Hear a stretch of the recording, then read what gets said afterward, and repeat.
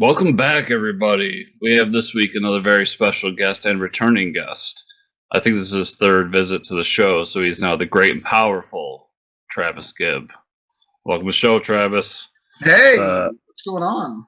Great and powerful, huh? I feel like it's been more than 3 episodes. Maybe, I don't know. Maybe it's just you always do like a long interview for us, so maybe that's what it is.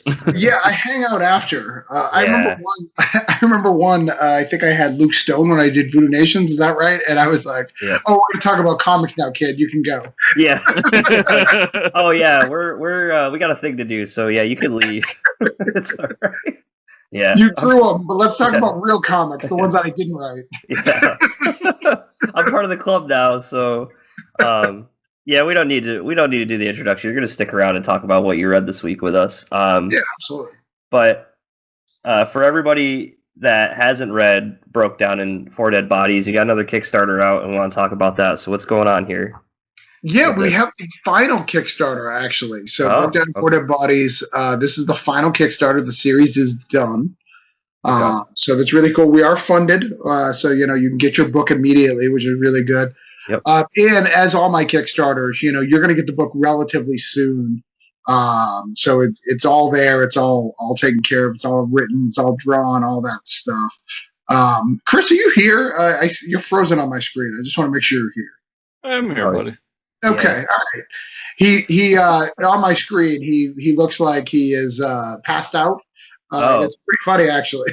No, that happens from time to time. We just keep rolling, guys. We just keep rolling it. It's like he had. I'd like to think Chris drinks real beer, but he's probably a Bud Light man, and he had a couple too many Natty Lights. Oh no! I got some Becks in the fridge for after I'm done with you, Travis. Yeah, there you go. He does this thing called micro sleeping now because he works so hard on everything else. That's what he's doing. Fair. Yeah. So yeah, Broke Down in Four Dead Bodies. About two guys that break down on the side of the road. Lots of guns, lots of violence, lots of F words. They've been around for we finally get up to the big climax where all the gangs in Canyon City have finally caught up to our two antagonists, Denver and Randy, and lots of gun stuff. This is a 40-page comic book, so the interior is 40 pages. We're going to end with a big finale. Like always, all my Kickstarters don't charge shipping, and I kept it super, super low. In fact, I was mocked last night. I was fighting with an Indiegogo guy, and he was talking about, I made more money with 74 backers than you have with your 178. Well, he charges $10 shipping. That's part of the reason. If I charge $10 shipping, my numbers would be a heck of a lot higher, but I don't because I actually care about the fans. I don't think you should pay more than if you could pick it up at a store, right? I want you to get it. So I'm charging $35 for the whole series. So if you haven't read it before, it's $35 for everything. And is this a new thing, the limited edition metal covers that you're doing? Yeah, that is just announced. So that's today. Yeah. So we just did the metal, and this is kind of the anniversary of the end. Mm-hmm. It's all over. So I picked my favorite covers from the series, from all four. We have Virgin, really cool metal hardstock covers, and that's a big thing. Scout sold out in 20 minutes. We're only printing 50 of each cover. Wow. It's very, very limited. You can get them $50 a piece if you have a certain cover you want, or you can get literally all four for $155. Okay. So basically, for the price of one, for the price of three, you get one extra. Oh, okay, that's awesome. Yeah, they look so. It's like a reflective, like part of the cover is going to be metallic. No, it's actual metal. Oh, like it's not. Okay. It's not metallic. It's not foil. It's metal. They're like you were actually getting a metal sheet. That's even better. Yeah. So it's like aluminum. I'm trying to think of. It's like a cardboard size aluminum. So cardboard. Okay. A cardboard box size of aluminum that would be there. So it will grade at a 10 unless something crazy happens because right. Yeah, unless you hit it with a sledgehammer or something, it should be fine. Right, you should be okay to get a 10 on all of those if you want to get them graded. That's awesome.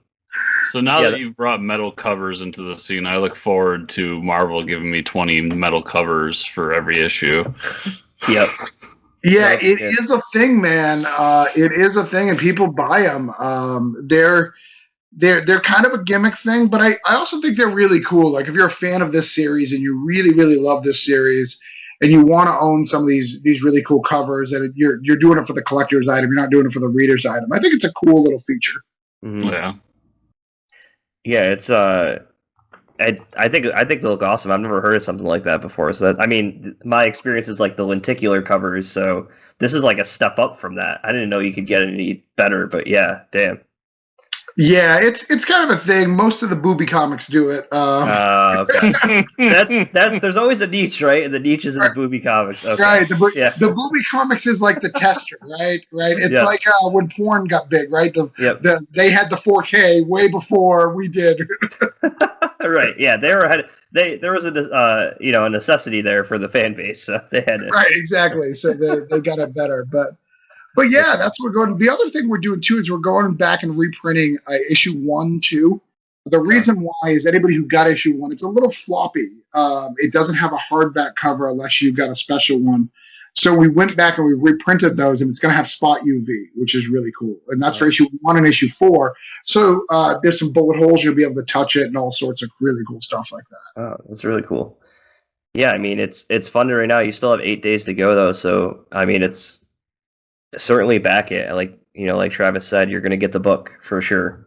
It is funded and ready to go, right? So Yeah, we're ready to go. We'll get it out to you really fast. And if you want, I can send you, if you're a big fan of this show, I can send you a picture of Chris shirtless with it smothered all over his body. I can add that. Just say, hey, I came here for that photo. We'll make sure we add that. I'll print it out for you.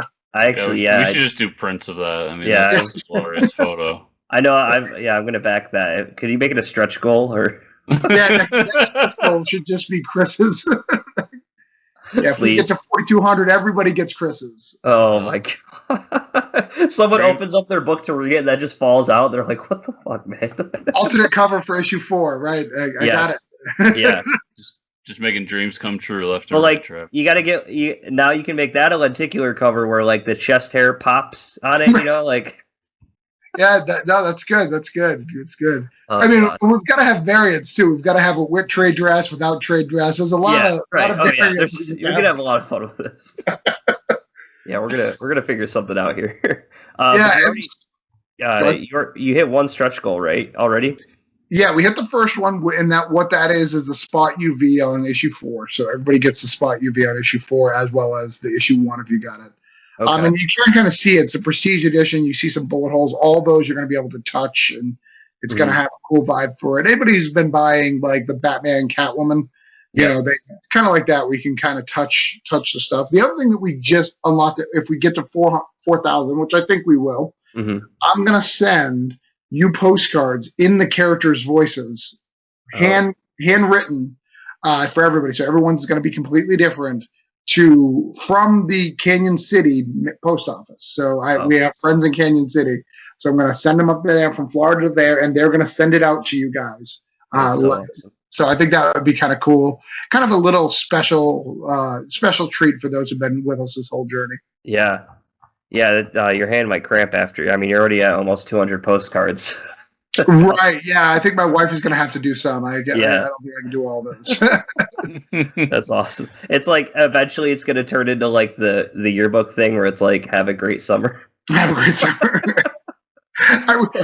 I really was ambitious too. I was talking to my wife. I was like, well, maybe I can write a plot, and if someone could get all of them, yeah, you can buy them all. Yeah, right. Yeah, that's awesome. You unlock the secret. Right, there's a secret message. The cake is a lie. Whatever. The cake is a lie. Yeah, something like that. Yeah, a real disappointment in the end or something. Yeah. So for people coming into this too, let's say someone like me who has all 3 already, are you doing a bunch of variant covers again for this issue? Yeah. There's 3. We do our standard, which is 3 covers. So we've got the standard cover, which is done by Felix, and then we have for anybody who likes Grit. I don't know. Did you guys read Grit from Scout? I did not know. No, I didn't. Yeah, it was a pretty decent exposure comic, and that I got the team from that. So the artist and the colorist did a cover for that. We're even selling that original art. Oh. So that's, if you're looking at the Kickstarter, that's the red cover with the skulls. Oh, okay. And then we have the artist edition, which is the black and white, one that kind of folds out that we do every campaign. Greg Harms, he's from Third Empire. He is an indie guy. He did that, the last one. So, and it looks pretty good. You've got the skulls in the case and the new girl. So lots of really cool stuff. Yeah, it looks awesome for sure. Yeah, I mean, there's still 8 days to go. Broke down in 4 dead bodies. So, check it out. Yeah, check that out, everybody. And also, I wanted to jump on something with you, Travis. I've been noticing you've been doing a whole lot of backup stories for other campaigns as well. I noticed recently you've been doing Blood, Skulls, and Chrome? You have a backup story? Blood, Skulls, and Chrome. When do you guys air this? I forget. Is it Monday night? Monday night? Yeah. Yeah, I don't think your guys are going to be able to make that one, unfortunately, because I think it only has 48 hours left. So maybe. So check it out. If you listen to it fast, stop, pause, and go. Yeah. Yeah, just pause real quick. Don't stop. Listen to the whole thing. Just pause real quick. So Blood, Skulls, and Chrome, which is it's a biker thing, and I'm doing a couple of page backup in that. It was really to help people fund. If someone's struggling, if my name will help get a couple more backers to get it, I'd love to, help out. And that's just one of those situations where he's a great writer. Hanu has done things from Action Labs. He's been in heavy metal several times. So things that are even higher in my career. Mm-hmm. But when you put something on Kickstarter, just cannot get funding. And I think that's anything, right? Some people, they go to Marvel, they can do tons of stuff on Kickstarter, but they just can't do anything when they go to Marvel, but they go to DC. And they do gangbusters. So I think it's just the same thing, just in a different format. Yeah. Yeah. So what is it like doing? Because I know this isn't the first time you've done it. What is it like when you're asked to, hey, can you do a backup story to try to get more exposure? Like, do you enjoy doing those little 4-page? Things? Yeah, I do. Especially when and maybe this is an ego thing, but I like it when someone's like, yours was my favorite part of the story. And I was like, thanks, man. That's awesome. But I do enjoy doing it. Yeah, I did it for The Pit. I did it for Return to Sender. They're a lot of fun to kind of play with other people's universe, play with people's toy. In fact, in this issue, I'm actually letting someone play with my toys. So I have a gentleman named Joel Quinn. So the first time anybody who's not Travis Gibb is writing a broke down story, which is kind of cool. He wrote a 4-page story that will be in here with C.R. Robbins. I'm waiting for the art. I should get the art on Monday so I can start showing that off. But yeah, I think it's kind of a fun thing, to appear in other people's book. I've been doing this long enough that I have a small following, and I think that I love to help other people get to where they need to go. So if my name will help and I can write a little bit stuff, get a little bit more exposure for myself and for that campaign, let's do it, man. Like I love it. Sure. Yeah, that's awesome. And then last time you were on the show, we were promoting Cthulhu Invades Oz, and that book is out in a lot of people's hands. I know some people are still getting their copies. You're sending out stuff like crazy, but one, how was that process after we talked to you? I mean, getting everything together, getting all of it, so on. No, it was insane, man. So that book was the biggest thing. We raised over $25,000 to get it out. Getting the book together took 5 editors to get it together, and we're always doing stuff. In fact, I just did a signing this Friday to send out signed copies to people. Okay. When you get to these massive amount of backers, it's so much work to get things out. And it's tough it was really tough for me because I like to finish and send out before I ever start a new campaign. Mm-hmm. But literally, if I waited, I'm not going to get everything sent out till the end of April just because there's so many books. Right. I can only go to the post office so many times. Literally, they'll only let you go with a box at a time because I gum up the lines too much. Yeah. So I've got to kind of do it, once per day or whatever in between my other job. So it's been tough, but yeah, it's been such a blessing to get it. You get the covers in, get the creator copies in. and send it out and work with all these amazing creators and send out their comp copies. And people, Chris falls in the same circles that I am. People have been posting about it like crazy, how much they love this book. Mm-hmm. They love the cover. They love the art. So it's definitely something that really resonated. We're working on the sequel right now, Cthulhu Invades Wonderland. That's been a big push right now. So it's been fun. Can people still purchase that? Yeah, you can get it on, until I send the last one out, you can get it on Indiegogo on demand. So you can order it. The only thing you won't be able to get is if you've got a soft cover, you won't be able to get the glow in the dark. And if you got the hardcover, you won't get the mini print that we put inside. So there's a little, what are they called? Like an artist proof, kind of like he did a little art piece and put it in there, and they're hand numbered for the hardcover, so you won't be able to get those. Oh, okay. Yeah, because I know after reading the digital copy we had, I was like, damn, I gotta buy a hardcover.